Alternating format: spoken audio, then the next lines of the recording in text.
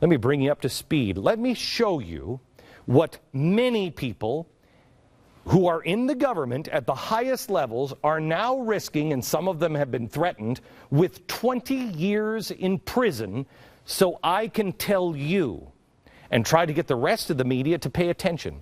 20 years in prison, people tonight are facing, your fellow citizens. You always look for somebody that's willing to do it. Well, I've got a ton of them that I can't tell you their names, but I got a ton of them. They're looking at 20 years in prison to get this information to you. Please, please pass this information on. Everybody is looking at these two suspects. These two suspects are the bombers, but they're not the only ones involved. These two suspects are the bombers of Boston. Everybody is asking, why did they do it? Why did they do it? And they're looking into Chechnya. Are you kidding me? First of all, what do you say we start closer to home than Chechnya? Let's start with, what mosque did they go to? The radical mosque in Boston that the brothers attended. It's called the Islamic Society of Boston. Uh-oh, did I just use the word Islamic? I know the AP, the Associated Press, has just banned that word if it's tied to anything close to terror. So if you're a part of the Associated Press, push these closed real quick for a minute. The ISB, closely tied to the Muslim Brotherhood. The radical, pro-violence spiritual leader of the Muslim Brotherhood? Oh, you know him. Well, he served on the board of trustees for the mosque. Not this guy. No, go back to the wheelchair guy, please. This guy. Do you remember him?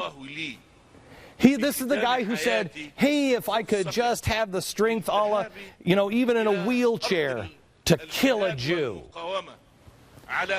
Yeah, this guy. This is one of the guys on the board of trustees. And the other guy, show his picture now. This guy is one of ISB's founders in Boston. Don't worry about him.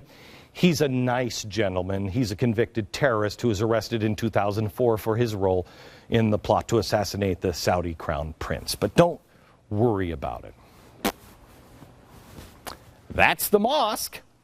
Now, 3 months ago, Tamerlan, and you'll get this from the mainstream media. This is not exclusive. Mainstream media has this one down. They've told you already. Just a few months ago, Tamerlan was thrown out of his mosque for allegedly having an outburst over Martin Luther King, shouting, "You cannot mention this guy because he is not a Muslim." And they threw him out of the mosque. It's a nice mosque that everyone must love. Bill, here's what they won't tell you. He was back at services before the end of the week. You see, it's pretty hard to have those guys on your board of trustees or your founders and then be moderate.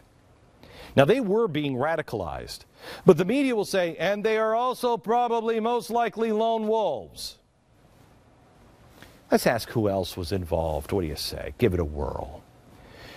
The Blaze believes more attention should be paid to the Saudi Arabian suspect. Yes, suspect number 3. It's the guy with the happy face. Well, he's just like you and your kids. He's just like everybody. Okay, well, there he is in the glasses. Okay, but so what? It doesn't mean anything, right? He's from Saudi Arabia. Number 3 was initially detained as a person of interest. Now remember that. He was a person of interest in the attack. But they said he was a person of interest and he was in custody. Yeah. But now, we don't even know where he is. That actually came to me from the Department of Homeland Security today. We asked him, where is it? He might still be in a hospital. We have no idea. He's all been dismissed by the media. Huge mistake. He's on a student visa, but his visa only permits him to be attending school in Findlay, Ohio.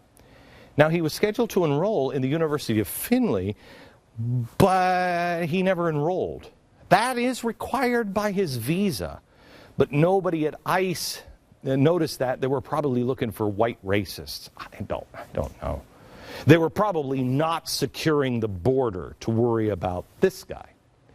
Now, Janet Napolitano and the Department of Homeland Security have flat out refused to answer our questions, although she did admit that there was some Saudi national in custody. She just thinks it's a different person who in no way is affiliated with the attack, and definitely not that guy. According to a law enforcement official with direct knowledge of the case, who participated in the identification process, said the Saudi national that was in the hospital in Boston, the person for whom the event file was created that we'll tell you about, listing them as a terrorist, one and the same. You see, they have this facial recognition thing. He said, oh, maybe there's a 5% chance, but no, because he was there.